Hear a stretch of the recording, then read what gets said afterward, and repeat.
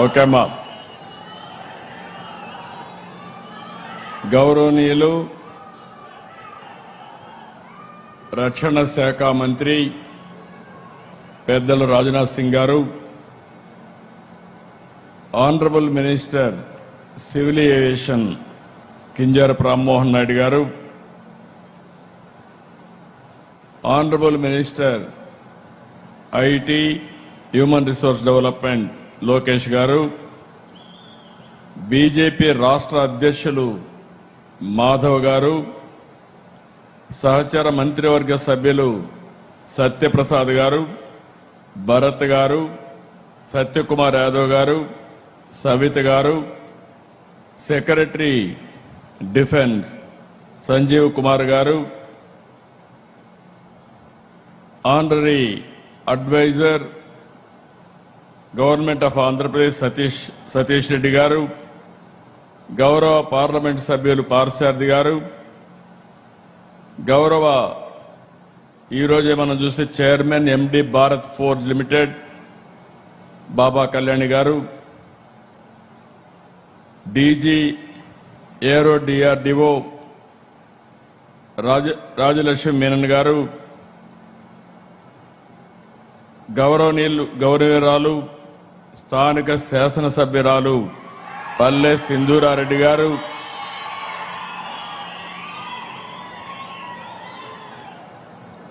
ఈరోజు చాలా కష్టపడి ఈ ప్రాజెక్టు కారకులైనటువంటి సెక్రటరీ ఇండస్ట్రీస్ యువరాజు గారు, అదే మాదిరిగా ఈరోజు నేను పుట్టపర్తికి వస్తే మీ అభిమానం చూస్తున్నా.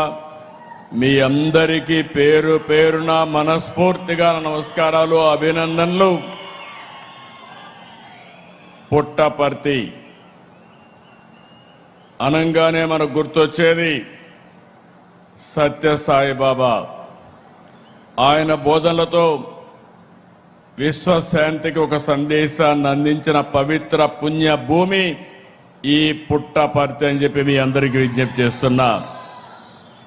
అటువంటి పుట్టపర్తిలో దేశ రక్షణ రంగంలో కీలకమైనటువంటి advanced medium combat air craft fighter jet ఈరోజు ఇక్కడ ఫౌండేషన్ వేసుకోవడం నేను ఒక బ్రహ్మాండమైనటువంటి అవకాశంగా భావిస్తున్నా. పుట్టపర్తి అంటే ప్రశాంతతే కాదు, ఇకపై దేశం గర్వించే రక్షణ కేంద్రం కూడా. పుట్టపర్తికి ఇకపై భక్తికి మాత్రమే కాదు, భద్రత కూడా, దేశ భద్రతకు ఇక్కడి నుంచే ప్రారంభం అవుతుందని చెప్పి మరొకసారి మీ అందరికీ హామీ ఇస్తున్నారు. Puttaparthi is moving from spiritual inspiration to strategic innovation. వీటి ద్వారా ఆత్మ నిర్భర్ భారత్ లక్ష్య సాధనలో ఆంధ్రప్రదేశ్ రాష్ట్రం కీలక భాగస్వామ్యం అవుతుంది. దీనికి మనస్ఫూర్తిగా ప్రధానమంత్రి గారిని, రాజ్నాథ్ సింగ్ గారిని గట్టిగా అభినందిస్తున్నా. మీరందరూ కూడా చప్పట్లు కొట్టి గట్టిగా అభినందించి కృతజ్ఞతలు చెప్పాల్సిన అవసరం ఉంది. Under the visionary leadership of honourable prime minister Narendra Modiji, Honorable Defence Minister Rajnath Singh ji has played a pivotal role in strengthening India's defence capabilities and modernizing our armed forces. You are seeing him. His conscious efforts towards promoting indigenous defence manufacturing and advancing the vision of Atmanirbhar Bharat in the defence sector are truly commendable. Through decisive reforms, strategic investments and support for innovation, our defence minister has significantly enhanced India's self-reliance, preparedness and global standing in defence and aerospace. Operation Sindoor is a proud example of India's growing strength and technology progress and the success of Atmanirbhar Bharat in defence. I am very happy. They have used a drone. That drone has been produced from Andhra Pradesh. That is from Karnool. That is the strength of Andhra Pradesh. I know our defense minister, not today, for the last 3 decades. He is very, very, I can say, very, very reliable, very, very friendly. I am in favor sometimes, I am in opposition. But never you have forgotten me. That is where I am thankful to you, sir. I am very happy. When he was Chief Minister of UP, our Chief Minister of Andhra Pradesh at that time. During Vajpayee period, he was Central Minister. I had a close relation. Around 2014, you are the party president. We have an alliance at that time. You clinched that alliance, I am aware of that. From the beginning, 3 decades, even today, same affection. I am thankful to you, sir. This AMCA has come because of you. I am grateful to you for sanctioning this. ఈ రోజు మనందరం గుర్తుపెట్టుకోవాల్సింది AMCA project Puttaparthi నుంచి మన దేశ రక్షణ రంగం యొక్క సామర్థ్యాన్ని చాటుతుంది. 15,803 కోట్లతో ఫైనల్గా 650 ఎకరాలతో పుట్టపర్తి ఒక టౌన్షిప్ వస్తుంది. 7,500 మందికి ఉద్యోగాలు వస్తాయి. స్వదేశీ సాంకేతికతో యుద్ధ విమానాన్ని తయారు చేయడం ఈ ప్రాజెక్టు యొక్క ముఖ్యమైన లక్ష్యం. ఇక్కడ అల్టిమేట్ గా మీరు చూస్తే 1,00,000 కోట్ల రూపాయలు పెట్టుబడులు వచ్చే అవకాశం ఉంది. నేను ఎన్నోసార్లు చెప్పాను, ఒకప్పుడు ఈజ్ ఆఫ్ డూయింగ్ బిజినెస్, ఇప్పుడు speed of doing business. Speed of doing business కి ఈ ఆమ్కా ఒక తిరుగులేని ఉదాహరణ అని చెప్పి నేను మీకు తెలియజేస్తున్నాను. ఇప్పుడే మినిస్టర్ గారు చెప్పారు, ఐటీ మినిస్టర్ గారు చెప్పారు, ముందు వీళ్ళందరూ పోయి కలిశారు. కలిసిన తర్వాత ఒకసారి మినిస్టర్ గారు నాకు ఫోన్ చేస్తే నేను కూడా రిక్వెస్ట్ చేశా, పర్సనల్ కలిసి చెప్పాను. ఈ ప్రాజెక్టు స్పీడ్ మీరు చూస్తే ఈ ఏడాది 9వ తేదీన ఆమ్కా ప్రాజెక్టుపై రక్షణ శాఖలో చర్చలు మొదలైనాయి.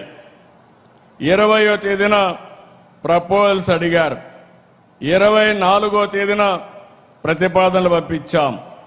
28వ తారీఖున కేంద్రం అంగీకరించింది. 29న అధికారులు ఇక్కడికి వచ్చి స్థలాన్ని పరిశీలించారు. 30వ తారీఖున కేబినెట్ లో పెట్టి శాంక్షన్ చేశాం. ఈ రోజు దీనికి ఫౌండేషన్ వేశాం. ఈ ప్రాజెక్టుకు పూర్తిగా సహకరించిన మిమ్మల్ని అందరినీ అభినందిస్తున్నా. ఇటీవల రాయల్ ఎన్ఫీల్డ్ మన రాయలసీమకు వస్తా ఉంది. అదే జెట్ స్పీడ్ తో ఫైటర్ జెట్ ఈ ప్రాంతానికి వచ్చిందని మరొకసారి మీ అందరికి విజ్ఞప్తి చేస్తున్నా. ఇది ప్రారంభం మాత్రం. ఇక్కడి నుంచి రాబోయే రోజుల్లో ఏరోస్పేస్ సిటీకి దారి తీస్తుంది. నాకు ఏమాత్రం కూడా అనుమానం లేదు. ఈ రోజు మరికొన్ని డిఫెన్స్ అనుబంధ సంస్థలకి డ్రోన్ సిటీకి కూడా భూమి పూజ చేసుకున్నాం. మడకసిరలో భారత్ ఫోర్జ్, HFCL, దోనకొండలో BDL సంస్థలు 2,959 కోట్ల పెట్టుబడి పెడుతున్నాయి. దీనివల్ల 4-5 వేల మందికి ఉద్యోగాలు వచ్చే అవకాశం ఉంది. కర్నూలు జిల్లాలో డ్రోన్ సిటీ ద్వారా భారతదేశంలోని ఆధునిక డ్రోన్ ఎకోసిస్టానికి శ్రీకారం చుట్టాం. ఈ రోజు 8 సంస్థలకి 686 కోట్ల రూపాయలు పెట్టుబడులు వస్తున్నాయి. దీనివల్ల ఒక 2,500 మందికి ఉద్యోగాలు వస్తాయి. మనందరం గుర్తుపెట్టుకోవాలి, ఇటీవల కాలంలో ప్రపంచంలో యుద్ధాలు చూస్తే పెద్ద దేశాలతో సమర్థవంతంగా డ్రోన్ టెక్నాలజీతో ఫేస్ చేసే పరిస్థితికి వస్తున్నారు. భవిష్యత్తులో యుద్ధ రంగంలో ప్రజల రోజువారీ కార్యక్రమాల్లో డ్రోన్స్ చాలా కీలకంగా తయారవుతాయి. ఇప్పటికే మీరు వ్యవసాయం దగ్గర నుంచి అన్ని రంగాల్లో ఈ డ్రోన్స్ యొక్క ప్రభావం పెరిగింది. అందుకే దేశంలో మొట్టమొదటిసారిగా ఓర్వకల్లులో డ్రోన్ సిటీ ఏర్పాటు చేసిన ఏకైక ప్రభుత్వం ఎన్డీఏ ప్రభుత్వం.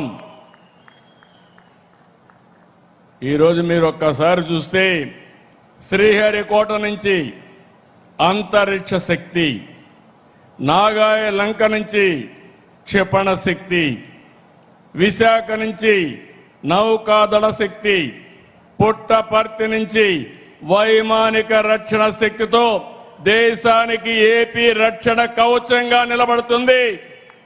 అది మన రాష్ట్రం కేంద్రానికి ఇచ్చే సహకారం.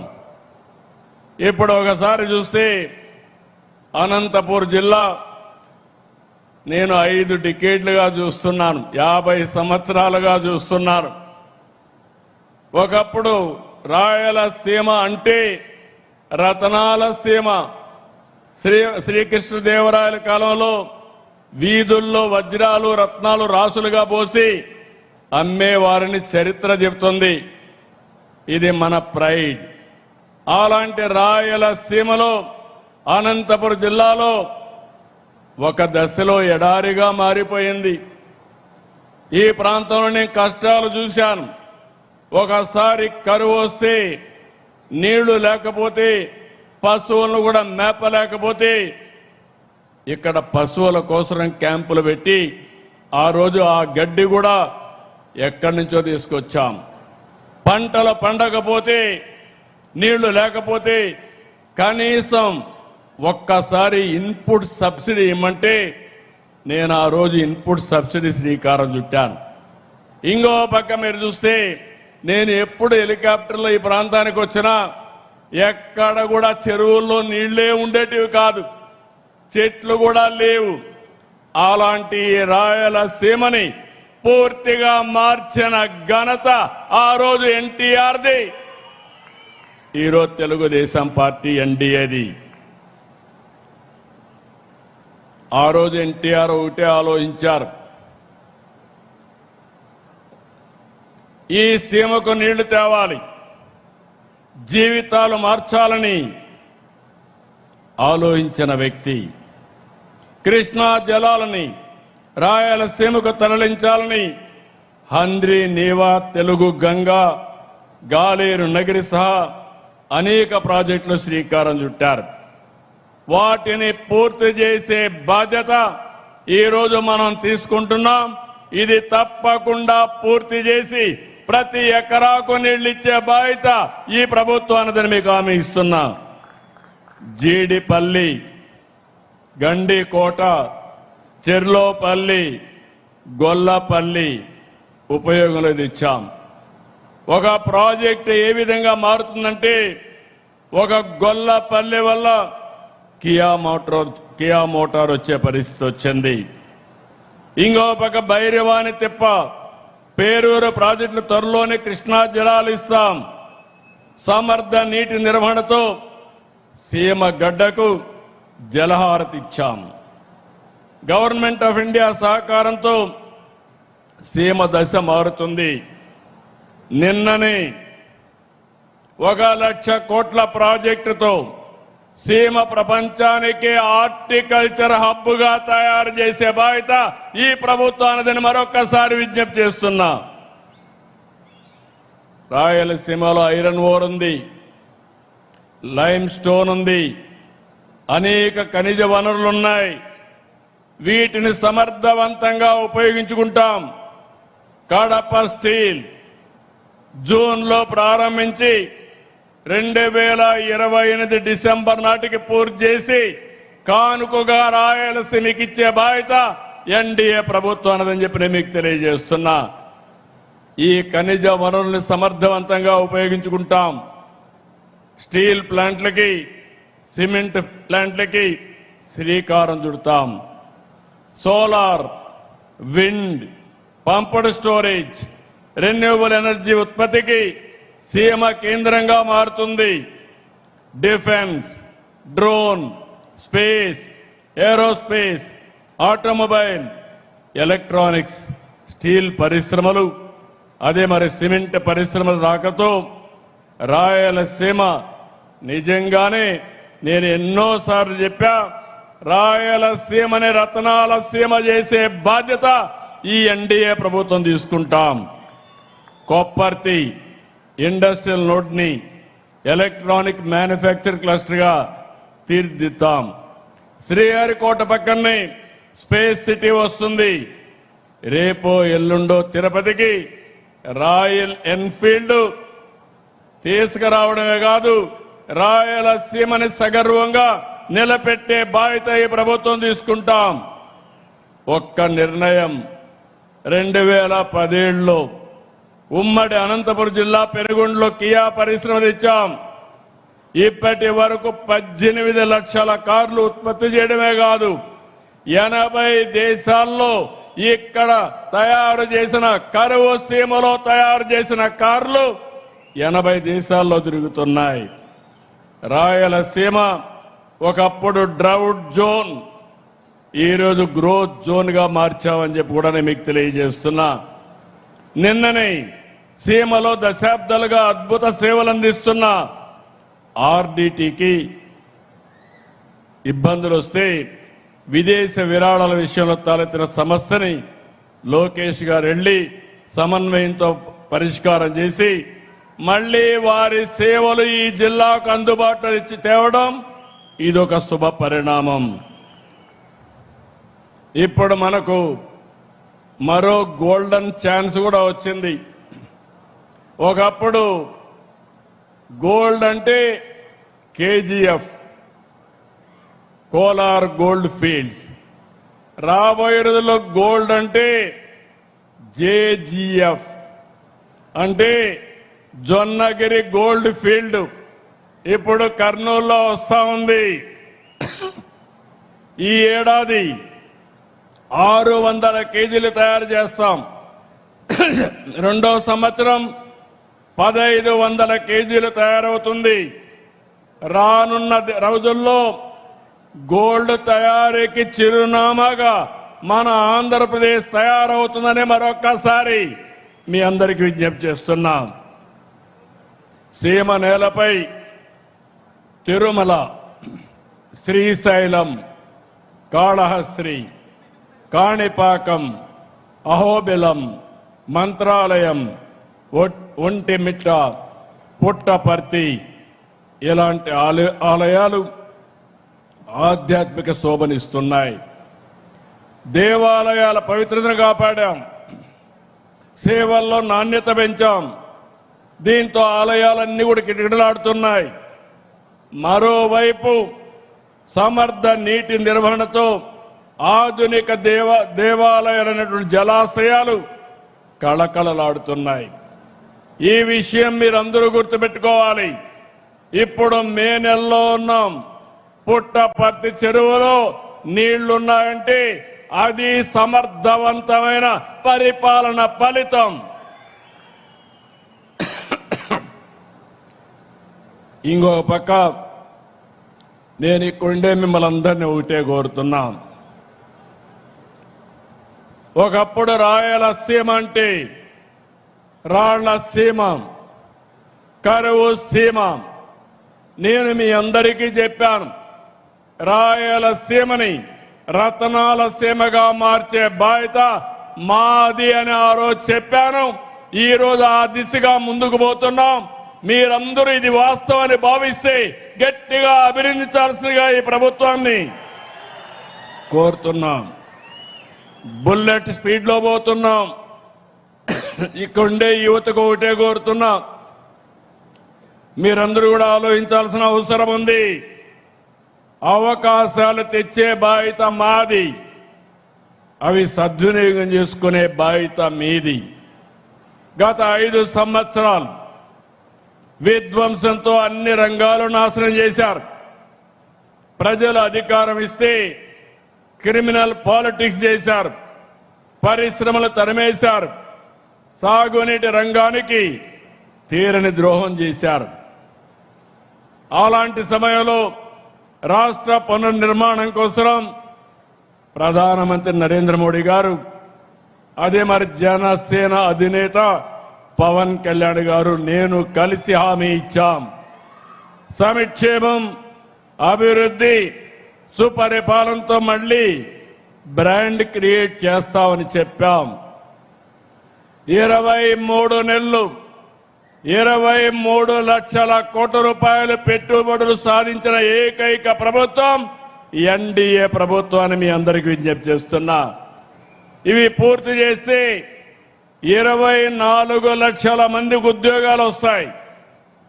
నా ఆలోచన ఒకటి, ఈ రాష్ట్రంలో ఉండే యువత వేరే ప్రాంతాలకు పోకుండా ఇక్కడే మీకు ఉద్యోగాలు రావాలి. అవసరమైతే వేరే ప్రాంత వాళ్ళకు కూడా మనం ఉపాధి కల్పించే పరిస్థితి రావాలి. రాయలసీమలో 4,63,00,000 కోట్ల రూపాయలు పెట్టుబడులు వచ్చాయి. వీటి ద్వారా 4,11,00,000 మందికి ఉద్యోగాలు వస్తాయి. Google, RCR Mittal, green energy ప్రాజెక్టులు వచ్చాయి. వీటితో పాటు రిలయన్స్ డేటా సెంటర్, బీపీసీఎల్ ఇలాంటి ప్రాజెక్టులు కూడా వస్తున్నాయి. రాష్ట్రాన్ని 3 జోన్లుగా విభజించాం. విశాఖలో ఐటీ కంపెనీలు వస్తాయి, డేటా సెంటర్లు వస్తాయి. అమరావతి కేంద్రంగా క్వాంటమ్ వ్యాలీ విద్యా కేంద్రంగా తయారవుతుంది. రాయలసీమ గ్రీన్ ఎనర్జీ, పరిశ్రమలు, హార్టికల్చర్ హబ్కి ప్రాధాన్యత ఇస్తాం. PM Narendra Modi ji said that everything from ship to ship should be manufactured in our own country. He gave the nation the vision of a Atmanirbhar Bharat as our guiding mission. On this occasion, I call upon industrialists and entrepreneurs, design in Andhra Pradesh, make in Andhra Pradesh, lead from Andhra Pradesh. We will extend all the cooperation for you. New Andhra Pradesh is being built with 3 strengths: innovation, infrastructure, and industrialization. When India marches towards Viksit Bharat, AP will lead from the front. Swarnandhra 2047 సహకారంతో వికసిత్ భారత్ లక్ష్య సాధనలో AP కీలక పాత్ర పోషించాలనేది మనందరి సంకల్పం. ఈరోజు నేను ఒకటే మీ అందరికీ విజ్ఞప్తి చేస్తున్నాను. దేశానికి భద్రతే కాదు, ఆర్థిక భద్రత కూడా ముఖ్యం. ఇరాన్ అమెరికా యుద్ధం సెగ ప్రపంచమంతటా వ్యాపించింది. మనకు సంబంధం లేదు, మనపైన ప్రభావం ఉంది. యుద్ధ కారణంగా క్రూడ్ ఆయిల్ ధరలు పెరిగాయి. ఆయిల్, బంగారం దిగుమతులతో విదేశ మారక నిల్వలు తరిగిపోతున్నాయి. దీన్ని నివారించాలి. నేను ఒకటే మీ అందరికీ విజ్ఞప్తి చేస్తున్నాను. నా దేశం, నా బాధ్యత. దీనితో ప్రతి ఒక్కరూ స్పందించాలి. ప్రతి ఒక్కరూ కూడా భాగస్వాములు కావాలి. ఈ విషయంలో ప్రధాని మోడీ గారు 7 సూచనలు చేశారు.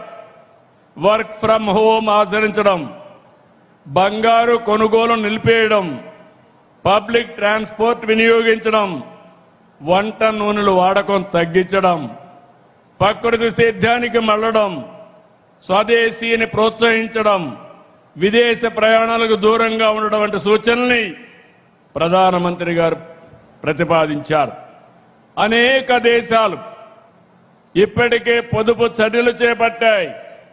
అమెరికా, చైనా, ఫ్రాన్స్, దక్షిణ కొరియా, జర్మనీ, థాయిలాండ్, శ్రీలంక, ఇటలీతో సహా అనేక దేశాలు ఆయిల్, ఎనర్జీ రెండు కూడా ఆదా చేసే కార్యక్రమాల కోసం అనేక నిర్ణయాలు చేశారు. నేను ఇక్కడ మిమ్మల్ని అందరినీ కోరుతున్నాను, మనం కూడా బాధ్యతతో ముందుకు పోవాల్సిన అవసరం ఉంది. ప్రధాని చెప్పిన సూచనలే పాటిస్తూ మనం కూడా మన బాధ్యత కింద నిన్నే మేము కొన్ని నిర్ణయాలు తీసుకున్నాం. ఇంత మనమంతా కూడా ఎక్కువ కాన్వాయ్లు ఉండేటివి, అవన్నీ తగ్గించాం. ఈ 7 సూత్రాలను ఏ విధంగా అమలు చేయాలనో దీనికి కూడా ఒక ప్రోగ్రాం చాకౌట్ చేస్తున్నాం. ప్రతి ఒక్క వ్యక్తికి విజ్ఞప్తి చేస్తున్నాను, ఈ పుట్టపర్తి పవిత్ర స్థానం నుంచి ఇది ప్రపంచానికి ఒక సవాల్. అయితే భారతీయులుగా మనం ఆలోచించాల్సింది సవాలుని అధిగమించే విధంగా మనం ముందుకు పోవాల్సిన అవసరం ఉంది. నేను ఎప్పుడూ ఒకే మాట చెప్పాను, every crisis there is an opportunity. Even this crisis because of geopolitical situation, we have to make it our convenient. We have to convert it in opportunity and face it effectively. నేను ఇక్కడుండే పుట్టపర్తిలో మిమ్మల్ని గాని రాష్ట్రంలో ఉండే 5 కోట్ల మందిని కోరుతున్నా, మనం అందరం కూడా ఆలోచించుకోవాల్సిన అవసరం ఉంది. ప్రధానమంత్రి గారు చెప్పిన పొదుపు ఉద్యమం మన రాష్ట్రం లీడ్ చేయాల్సిన అవసరం ఉందని చెప్పి కూడా నేను మీకు తెలియజేస్తున్నా. ఇది చేయడమే కాకుండా రాయలసీమ చరిత్రలో కొత్త అధ్యాయాన్ని రాసే ఈ కార్యక్రమానికి వచ్చిన మీ అందరినీ పేరు పేరున అభినందిస్తూ, ఇది ప్రారంభం మాత్రం, ఇది తిరుగులేని శక్తిగా రాయలసీమను తయారు చేసే బాధ్యత ఈ ఎన్డీఏ ప్రభుత్వాన్ని. దీన్ని అందిపుచ్చుకునే బాధ్యత ఇక్కడ ప్రజలది. దానికి సిద్ధంగా మనం కోరుకుంటూ, జై భారత్, జై తెలుగు తల్లి, జై హింద్. గట్టిగా చెప్పండి, జై భారత్, జై భారత్, జై భారత్, జై తెలుగు తల్లి, జై తెలుగు తల్లి.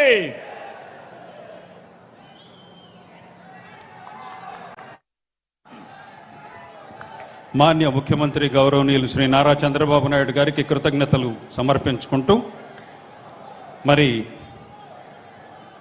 త్రివిధ దళాల వెన్నుగా నిలిచి ఆపరేషన్ సింధూర్ అమలు చేసి శత్రువులను నిర్వీర్యం చేసి భారతమాత కీర్తి కిరీటానికి మెరుగులద్దిన పౌర సేనాని, ఈనాటి మన ముఖ్య అతిథి కేంద్ర రక్షణ శాఖ మాత్యులు గౌరవనీయులు శ్రీ రాజ్నాథ్ సింగ్ గారిని వారి సందేశం ఇవ్వవలసిందిగా కోరుతున్నాను. अब मैं भारत सरकार के माननीय रक्षा मंत्री श्री राजनाथ सिंह जी से विनम्र अनुरोध करता हूं, जिनके नेतृत्व में भारत की रक्षा शक्ति एवं आत्मनिर्भर भारत का संकल्प निरंतर सशक्त हो रहा है, कि वे मुख्य उद्बोधन प्रदान करें. भारतीय जनता पार्टी राष्ट्र अध्यक्षुलु श्री पीवी